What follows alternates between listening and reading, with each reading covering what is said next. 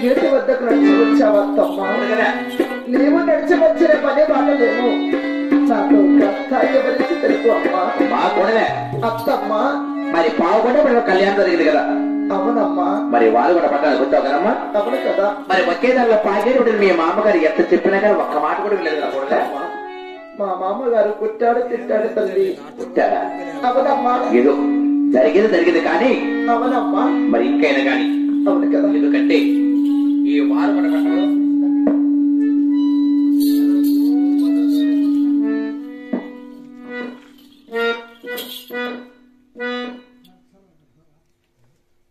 Hello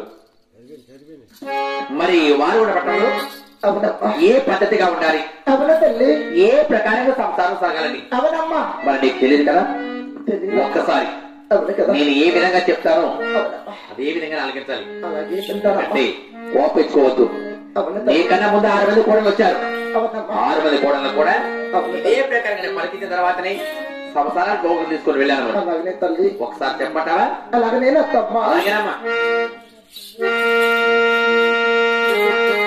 Shiva Shiva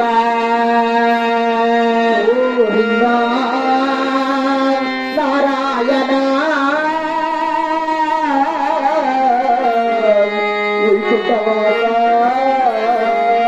మా కోడల అత్తమ్మ హర హర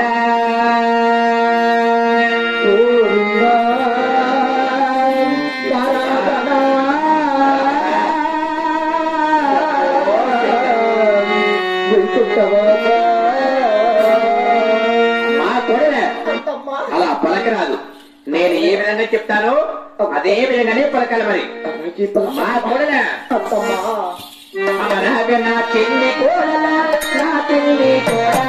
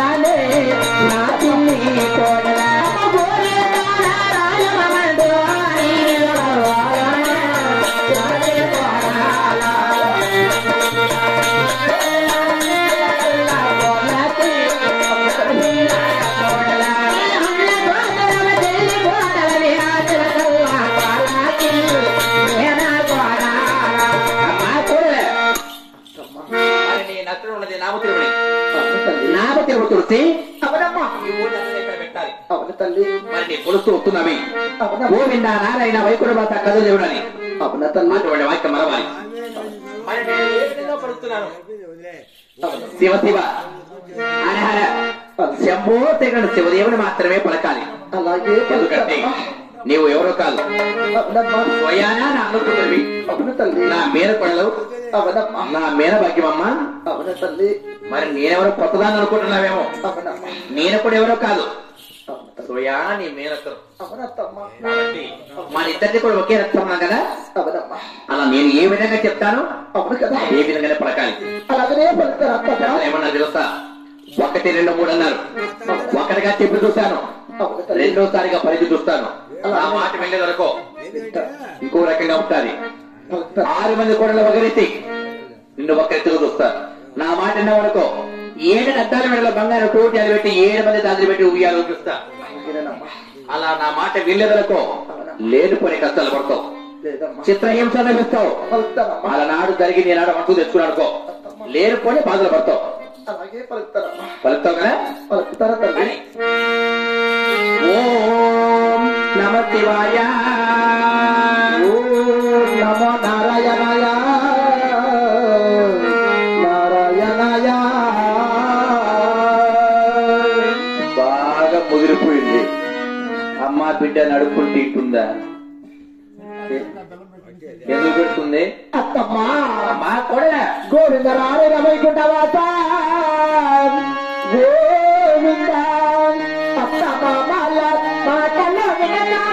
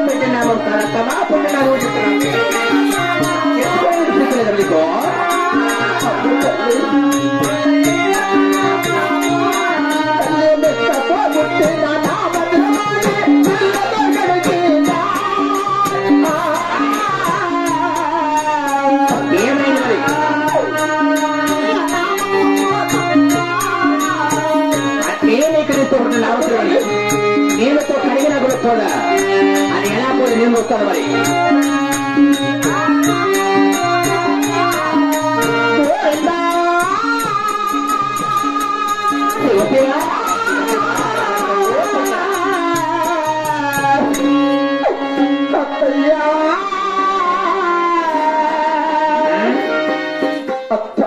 ఏమిటే? చిన్ననాడు నా తల్లి గర్భమున పుట్టిన చిలకల నామము తల్లి. అవునే, పెట్టిన నామము కాదమ్మా, మరి పుట్టుకతో వచ్చిన నామం అత్తమ్మ. అందుకని నిష్ఠతో పుట్టిన నామ తిరమణి. నిన్ను తెచ్చి పోసి కడిగిన తుడిచిన తుడచలేని తల్లి నేను ఎలా తుడిచెదను అత్తమ్మ? ఏమిటమ్మా నువ్వు చెప్తున్నది? అత్తమ్మా గోవిందనే వాక్యం నా గుర్తున పుట్టినది. అవునమ్మా. నారాయణ వాక్యం నాడికి పుట్టినది. అవును తల్లి. నాడి మా అమ్మ గొడుచులు పుట్టిన తిలకల నామము. అవునమ్మా. నెత్తుతో ఇక నామ తిరుమడి నీళ్ళతో కడిగినా కాదు కదా, ఎలుగునా కోసినా పోలత్తమ్మ అంటావు. వస్తాయి ఎంతవరకు ఎంత విధంగా చెప్పాను. నా అన్న కూతురు నా చిన్న కొడలో మీరు కొడలో కొడితే కొడుతుందా తిరుగుతుంది చెప్పని వినే రకం కాదు, వినే ఆరుగాలు కూడా కాదు నువ్వు. వస్తే ఇంకా నీకు ఎంత బుద్ధిగా చెప్పారు కదా, వినే రకం కాదు అన్న. కానీ అష్ట కష్టంలో పడతావు, లేనిపోని బాధలు పడతావు, చిత్రహింసలు పడతావు. నా బాలు కనపడడం అవసరం లేదు. వస్తే చెప్తాను